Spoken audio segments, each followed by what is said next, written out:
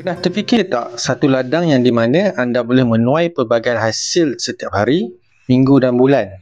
Ladang tersebut tidak perlu input yang tinggi seperti baja, racun dan air.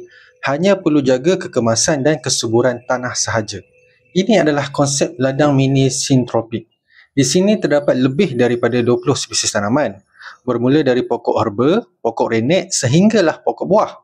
Bagaimana ladang mini sintropik ini boleh bermula? Pada awal tahun 2022, saya mengajar kursus tanaman berpotensi. Dalam kursus ini, pelajar Diploma Agroteknologi belajar menanam pelbagai jenis tanaman, daripada tanaman berbuah, herba dan bunga. Setelah tamat amali, pelajar digalakkan untuk membawa pulang tanaman mereka. Namun, pada akhir semester, mereka tinggalkan begitu sahaja di nursery tanaman. Kami akan membuat pembersihan pada setiap hujung semester bagi memberi laluan pada tanaman lain untuk semester hadapan.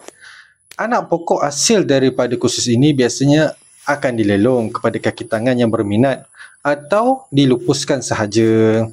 Saya lihat ini sebagai satu kerugian apabila banyak anak-anak pokok ini dilupuskan. Peluang hadir di saat tidak disangka. Ketika itu, saya nampak ada satu kawasan lapang di belakang rumah hijau Politeknik Jeli. Saya minta kebenaran pada ketua jabatan, ketika itu Encik Aziz, untuk menanam tanaman di belakang rumah hijau. Setelah mendapat kebenaran, barulah saya mula menanam bersama-sama pelajar pada setiap akhir semester.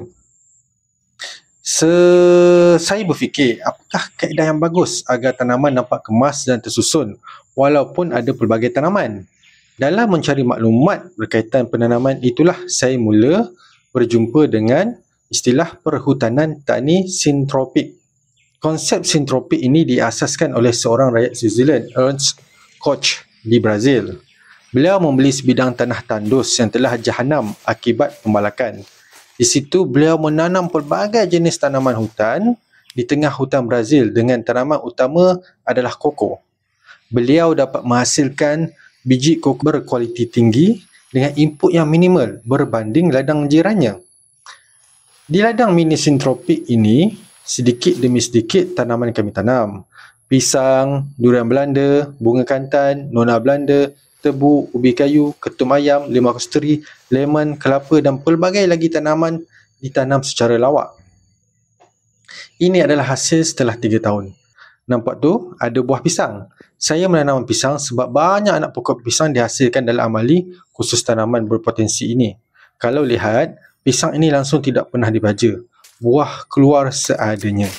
Dalam sintropik, pisang ditanam bukan untuk buah, tetapi lebih kepada penghasilan biogesim yang cepat.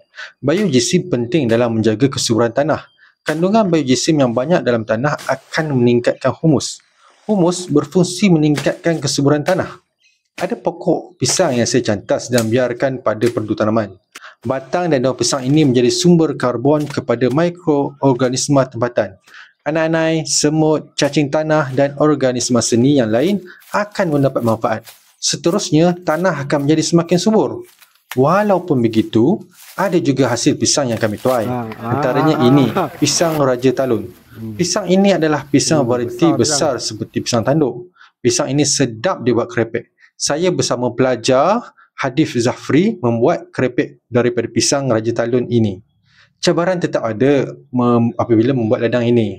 Kami bergantung sepenuhnya pada tenaga pelajar untuk menjaga kawasan ini. Jadi apabila pelajar mula bercuti semester, kawasan ini akan nampak bersemak. Bagi pandangan saya tidak ada masalah. Tetapi pandangan orang lain tidak memahami perhutanan tani, mereka nampak semak ini satu bentuk kemalasan.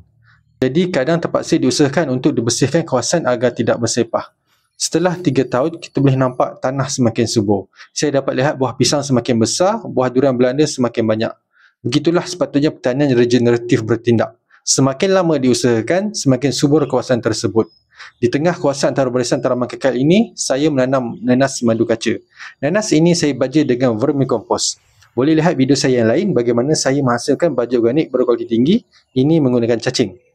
Inilah kisah bagaimana sebuah kawasan yang dulunya kosong dan diabaikan, kini berubah menjadi ladang mini yang subur, penuh kehidupan dan pengajaran. Apa yang kami lakukan di sini bukan sekadar menanam tanaman, tetapi membina satu ekosistem yang mampu menyara dirinya sendiri tanpa kebergantungan pada racun, baja kimia dan atau sistem penyiaran mahal. Ini bukan kisah kejayaan segera. Ia kisah ketekunan, uji kaji dan belajar daripada alam. Kalau anda rasa konsep ini memberi inspirasi, mungkin sudah tiba masanya untuk anda mulakan ruang sintropik kecil anda sendiri di kawasan berdekatan anda, di sekolah ataupun komuniti anda. Sebab dalam dunia yang makin mencabar, pertanian yang memulih dan memberi kembali kepada tanah adalah masa depan kita semua. Terima kasih kerana menonton. Jangan lupa untuk like, komen dan kongsi video ini jika anda rasa bermanfaat. Jumpa lagi dalam episod akan datang di ladang bini kami, semakin subur dari Kahar.